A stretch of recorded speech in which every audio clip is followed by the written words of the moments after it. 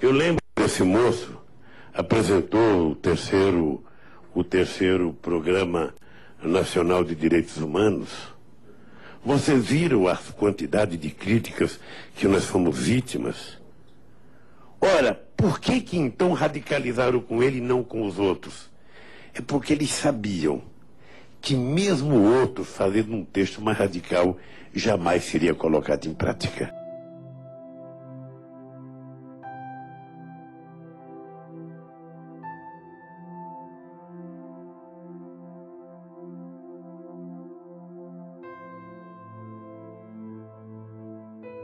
Eu sou Paulo Vanucchi, militante dos direitos humanos, jornalista, cientista político, assessor de Lula há quase 4 décadas. Tive a honra de ser seu ministro dos direitos humanos durante 5 anos e depois do seu mandato também fui, por indicação dele, 4 anos membro da Comissão Interamericana dos Direitos Humanos.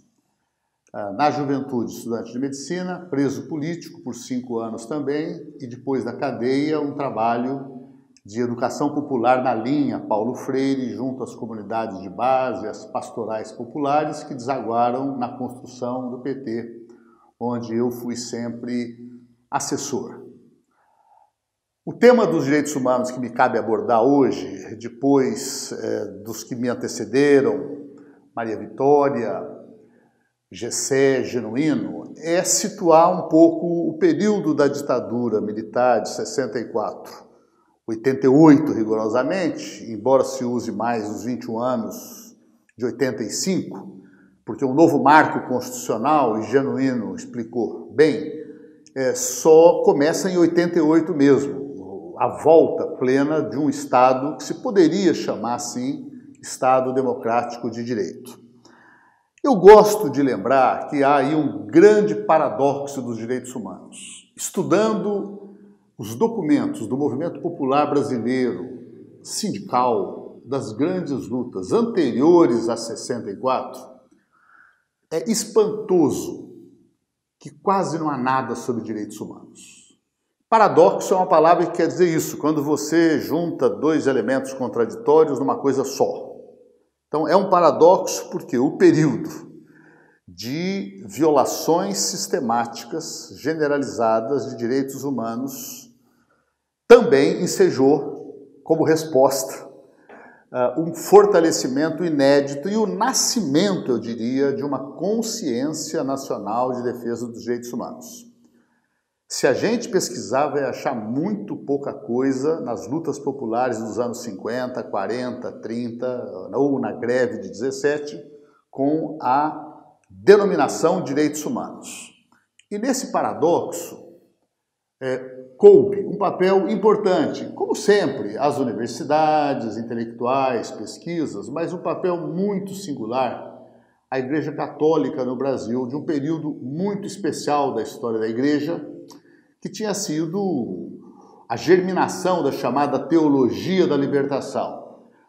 Grandes teólogos, alguns brasileiros, como Leonardo Boff e o peruano Gustavo Gutierrez, gente, sobretudo, da América Latina, que começam a afirmar uma espécie de retorno ao pensamento ali original do chamado cristianismo primitivo. Uma religião que foi de resistência contra uma dominação imperial, o martírio na arena, a luta por igualdade, a luta por justiça lá nos seus primórdios. Já muito antes do cristianismo, é possível localizar também rudimentos dos direitos humanos. E no que nos interessa no dia de hoje, que é abordar da ditadura de 64 para cá, nós teremos nas próximas unidades uma abordagem mais calma sobre o que foi a repressão e, logicamente, a resistência a ela, até virar o placar, digamos, de 64 até 68, a ditadura era quase que uma ditadura ainda sem uma formulação decisiva, muitas vezes excitante, e a primeira reação, ela vem, como agora, depois do golpe de 2016, a primeira resposta veio do meio cultural. artistas populares que no período de governo recente do PT tinham sido impulsionados pelos pontos de cultura e por políticas de diversificação da produção cultural para que cada bairro, cada grupo de jovens pudesse ter a sua capacidade de produzir cultura. Também lá em 64, a primeira reação veio do teatro de Arena, do teatro Opinião, da peça de teatro Liberdade, Liberdade, os filmes do Cinema Novo, a música de protesto. Em seguida, um grande protagonismo dos estudantes. Não tinham sido tão duramente atingidos pela repressão de 64 como foram os militares e os sindicalistas, os camponeses engajados na luta para a reforma agrária. Isso levou a que 68 fosse um ano de grande mobilização, de grande esperança de derrota da ditadura. Começam também as primeiras formas de resistência armada, numa trilha que estava ali recentemente fortalecida com a contraofensiva popular na Guerra do Vietnã e também na Bolívia, em 67, a morte do guerrilheiro heróico Che Guevara, chamando a todos para uma luta sem tréguas contra o imperialismo. O final de 68 sinaliza o ato institucional número 5, de 13 de dezembro, que inaugura uma ditadura sem máscaras, que desencadeou um período de feroz, brutal repressão contra qualquer manifestação estudantil, qualquer manifestação cultural, é o império da censura, manifestação cultural que tivesse algum sentido democrático, o controle sobre a economia como um todo, até o fechamento do poder legislativo durante períodos importantes, extinção de partidos políticos que já começava lá em 66, agora era um sistema de Arena e MDB, a fórceps, e mesmo assim nunca deixou de haver, se diversificar com mais força, com menos força, a resistência popular em nome dos direitos do povo. E a ditadura, a partir de 74, quando ela está completando 10 anos, ela entra no seu ciclo declinante. Então são duas metades. A primeira metade, que foi, por sua vez, um período de hesitação, e com o ato 5, a repressão brutal, que nós abordaremos melhor em módulos seguintes. Mas de 74 já começa um projeto de distensão que tinha como objetivo assegurar o poder da mesma elite, e que no fundo é a mesma elite que o módulo com Gessé já lembrou, do talvez o mais importante escravismo que existiu na história moderna, se não em toda a história do planeta. Foram 3 séculos e meio que o Brasil foi escravo, com as marcas ainda indeléveis da dominação no racismo, que persiste, e também na desvalorização completa do trabalho. O trabalho, a elite não entende que tem importância no Brasil, porque durante mais de 3 séculos o trabalho foi um trabalho escravo, que não custava nada aos proprietários. E nesse momento é preciso registrar que a grande diversidade de movimentos que vinham das comunidades eclesiais de base, fermentadas pela teologia da libertação, 75 para frente começa também uma efervescência no meio sindical que começa a projetar, ainda sem ser presidente do sindicato, os primeiros passos de Luiz Inácio Lula da Silva, e 78, 79, 80, uma série de greves que vão desembocar no nascimento de um novo sindicalismo autêntico, combativo, de classe, e também em um processo de renovação que deixa com muita força no Brasil a ideia de que a classe trabalhadora precisava construir um partido seu. Ela não podia fazer como outros países, os Estados Unidos até hoje, por exemplo, em que há um movimento sindical importante, respeitável, mas que não cria partidos próprios e na hora das eleições tem que seguir o Partido Democrata com algumas alternativas menores fora desse bipartidarismo. E o nascimento do PT é também um longo período de resistência, e eu gosto de lembrar a história do PT como uma história em que a primeira fase é a fase da sua identidade. E a identidade você estabelece dizendo quem você é na diferença em relação aos outros. Isso dura mais ou menos até 89, quando quase Lula é eleito, e só não foi eleito por uma manobra que todos conhecem da própria Rede Globo, a velha Rede Globo de sempre, do golpe de 16, do golpe do golpe de 64, do golpe das eleições Lula-Collor de Mello. E daquele resultado eleitoral, Lula, o PT, perceberam que era preciso entrar numa fase seguinte, a fase de preparação concreta para ser governo. Nesse sentido, a história dos direitos humanos ela tem que registrar que lá no nascedouro, século XVI, XVII, XVIII, a Revolução Francesa que projetou liberdade, igualdade, fraternidade, sempre foi um conjunto de ideias e disposições em que os indivíduos, na visão liberal, em seguida, os grupos sociais, as classes sociais, na visão democrática, na visão sindical, na visão socialista, eles se organizavam contra o Estado. Era uma defesa contra o Estado, que era o opressor, na frase de Marx, era um comitê executivo da classe dominante.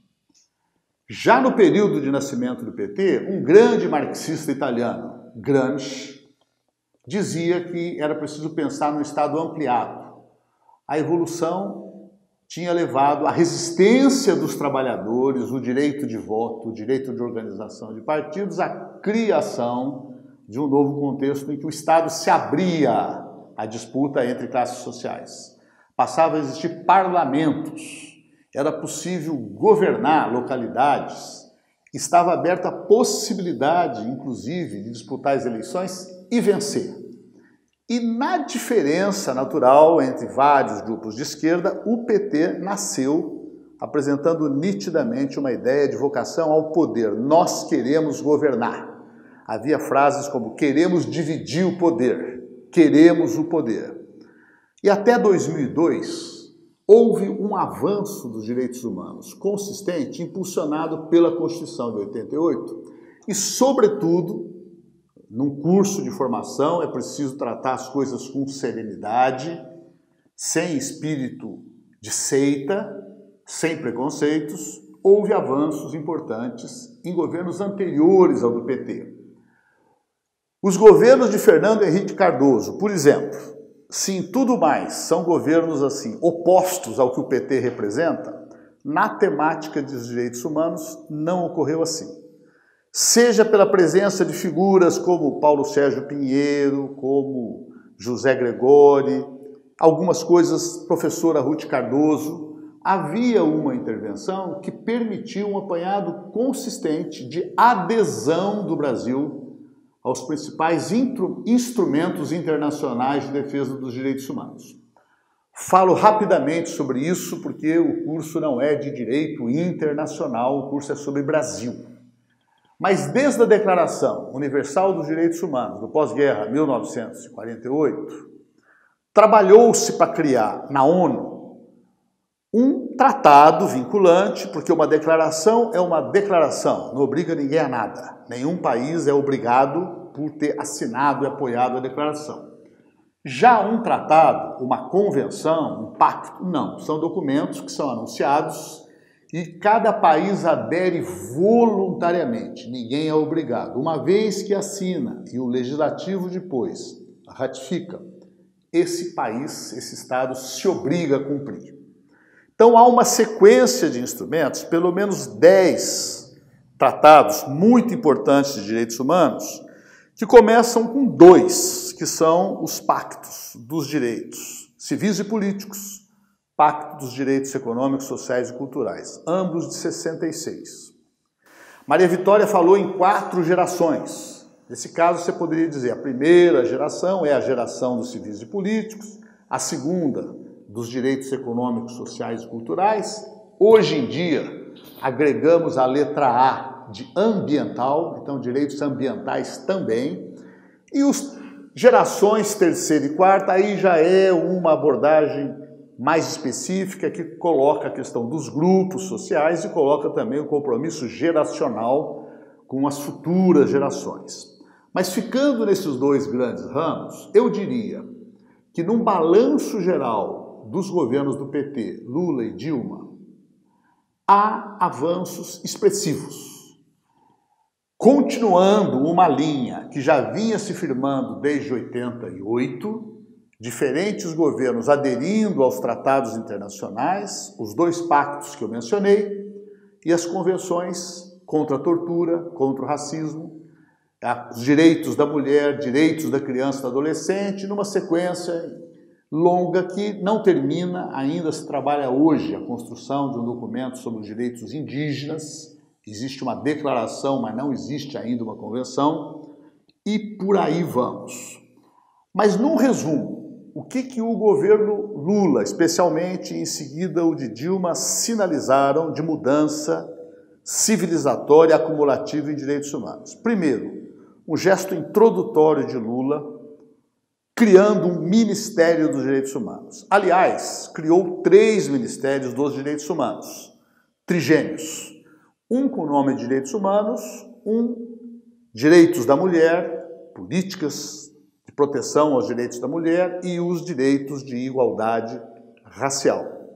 Esses trigêmeos fomentaram, junto aos demais, educação, saúde, planejamento, fazenda, relações exteriores, toda uma sensibilização para seguir avançando.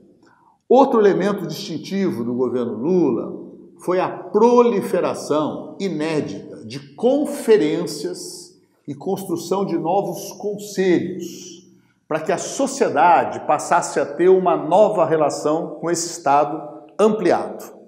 Então, as políticas de educação de juventude não seriam mais políticas definidas só pelo corpo de técnicos daquele ministério, mas haveria uma conferência geralmente pensada a partir do município, meses de preparação, de realização, o pequeno município, um dia, numa determinada igreja, na prefeitura, na Câmara, num sindicato. Num município grande, às vezes, regiões, bairros e depois uma grande conferência municipal. Depois a estadual, finalmente a nacional. Saúde, educação, direitos humanos e depois na diversidade. Assistência social, a questão da segurança pública. Houve no Brasil uma importantíssima conferência para discutir o problema da segurança pública, juntando cidadãos comuns, sociedade civil, policiais, poderes públicos, para pensarem juntos, à luz dos direitos humanos, uma política de segurança adequada. E nesse processo se introduziu uma nova visão de relação entre Estado. O Lula, quando perguntado, gosta de lembrar, como grande impacto no seu coração, a política nacional para a população de rua.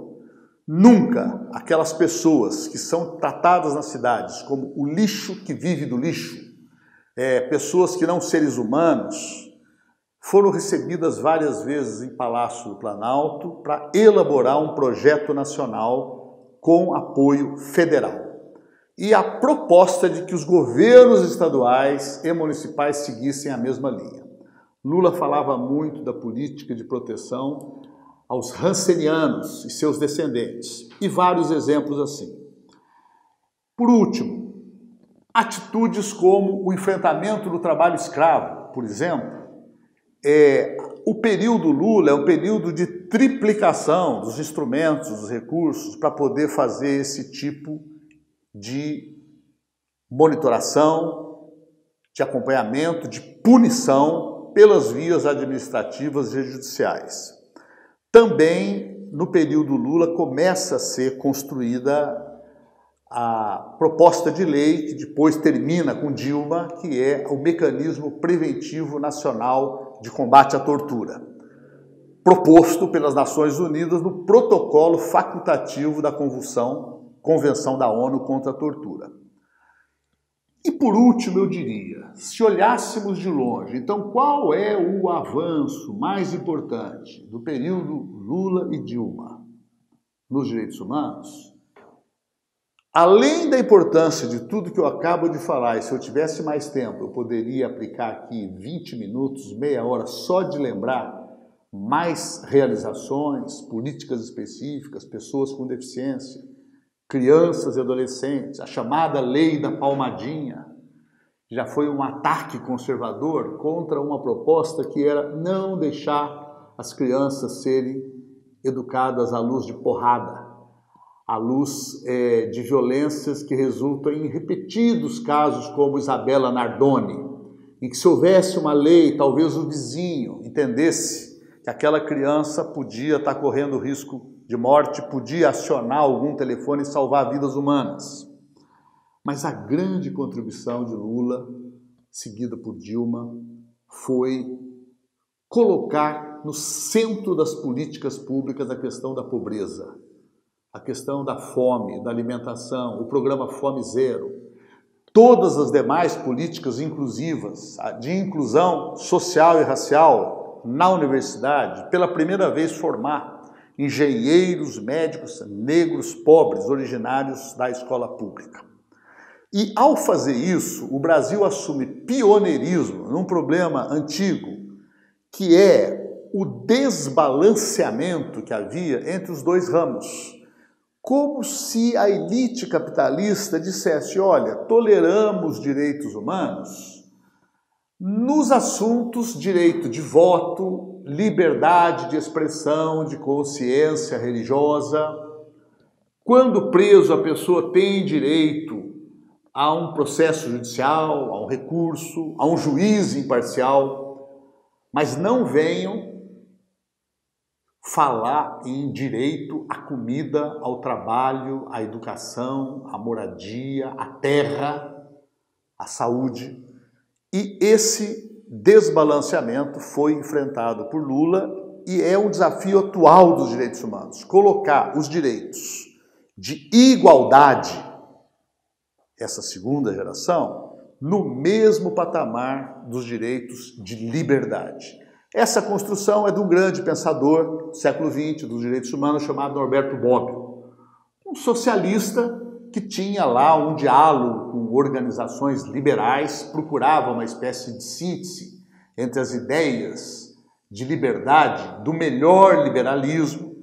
Na Fundação Perseu Abramo, editamos livro de John Stuart Mill, que é um grande liberal, mas que considerava o socialismo um legítimo herdeiro do liberalismo, não o que é o liberalismo de Paulo Guedes hoje, um ataque generalizado aos pobres, acabar com o Estado para entregar todas as empresas para os interesses de bilionários como ele.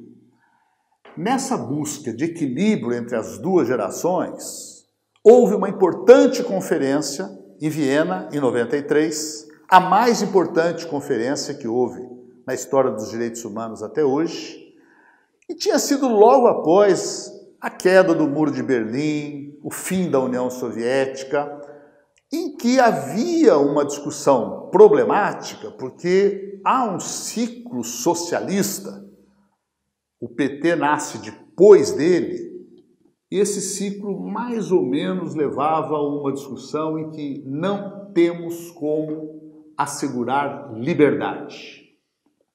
Para ter igualdade, não é possível ter liberdade, porque se houver liberdade, a burguesia recupera o poder. E o primeiro ciclo demonstrou que é inviável construir igualdade se não há liberdade permanentemente. Por quê? Porque se não há liberdade, se há um pensamento único, tolerado, quem discordar daquele pensamento, até no mesmo partido, passa a ser visto como inimigo que tem que ser eliminado. E o PT, quando nasce, ele já recusa esse modelo, dizendo: vai ser muito difícil construir um socialismo com liberdade de discordância, mas ou se constrói por esse caminho ou não se construirá socialismo. A Fundação Perseu Abramo teve Na sua direção, durante um bom tempo, no Conselho, um dos grandes intelectuais fundadores do partido, Antônio Cândido. E Antônio Cândido gostava de lembrar a frase do socialista baiano João Mangabeira, que era uma espécie de mote de comício, em que terminava sempre dizendo: socialismo sem liberdade, socialismo não é, e liberdade sem socialismo, liberdade não pode ser. Queria dizer o seguinte: não se fala em socialismo sem liberdade, não se fale também em liberdade sem socialismo. É um conceito cínico, capitalista, dizer: aqui existe liberdade e, havendo liberdade, todos terão igualdade. Não terão. As crianças ricas entrarão no shopping e sairão de lá com a Barbie, com o Autorama, com um aviãozinho. As crianças pobres ou não entrarão no shopping, porque pela roupa a segurança já vai bloquear, ou elas entram, ficam no shopping, mas saem de lá às vezes chorando por não ter. Então, a Conferência de Viena reafirmou essa ideia numa época em que se dizia que o capitalismo representava o fim da história. A conferência derruba essa tese para dizer que a luta pela construção dos direitos humanos tinha de passar pela indivisibilidade entre direitos civis e políticos e direitos econômicos, sociais e culturais. O legado principal Lula, Dilma em direitos humanos foi, portanto, o legado de trazer, como nunca no Brasil, a força do social. O grande potencial do Brasil está em arrancar da pobreza de quem está fora do trabalho, de quem está fora da produção na terra, da produção de alimentos e incluir também na escola, se quiser incluir também no shopping, incluir no turismo. E nós vivemos o período em que a elite ficava horrorizada de se sentar no avião da Gol ou da TAM ao lado de uma pessoa que viajava de avião pela primeira vez, porque tinha passagens baratas, parceladas, em que a empregada doméstica contava para sua patroa que tinha acabado de comprar um carro 0 quilômetros para pagar em 60 prestações sem entrada. É exatamente por essa opção que se devotou a Lula e Dilma. Tanto ódio a ponto de se gerar um contexto em que a Constituição de 88 é efetivamente violada reiteradamente com apoio do Poder Judiciário de altas instâncias para reagir a esse período curto que tinha mostrado e provado ao Brasil e ao mundo inteiro a realização de um milagre, sem derramamento de sangue, sem banho de sangue, um país que veio de um período de 21 anos de ditadura, começava a mostrar prosperidade, migrava de 7ª para 6ª para 5ª economia mundial, tinha um crescimento do PIB em 2010 de mais de 7%, era mencionado em todos os documentos das Nações Unidas e da OEA como fonte de inspiração. Façam na África, façam na Ásia, como o Brasil de Lula, de Dilma estão fazendo. Por isso, montou-se todo um processo que até muito recentemente, porque a gravação está sendo feita agora em 13 de junho, poucas horas depois da divulgação do Intercept, que começa a tirar a máscara da Operação Lava Jato, comprovando tudo o que o PT falou nos últimos anos. Havia uma perseguição política, havia um processo fraudado contra Lula para impedi-lo de ser presidente da República, porque se ele fosse candidato, ele seria presidente eleito no primeiro turno, pela política que realizou, pela defesa de direitos humanos que desenvolveu no seu período de governo, seguido por Dilma. E por isso, nós não sabemos ainda os desdobramentos. No dia que estivemos reunidos em cada canto do Brasil para discutir o tema de hoje, Lula já terá sido libertado ou Lula permanecerá preso? A elite brasileira conseguiu fazer alguma outra manobra para encobrir as evidências de que há uma contaminação da família Bolsonaro com o crime, Queiroz, as milícias. Tudo isso é um processo em aberto que vai ser superado a partir da capacidade dos atores, em primeiro lugar, de levarem a batalha da democratização das comunicações, que será objeto de uma das nossas aulas, especialmente nesse momento em que as revelações do Intercept mostram, até o momento, o conluio entre 3 grandes atores. O procurador Dallagnol, o juiz Moro, que teria negociado, possivelmente, o cargo de ministro e depois de ministro do Supremo, em troca da sua atitude para impedir Lula, e o terceiro ator, a Globo.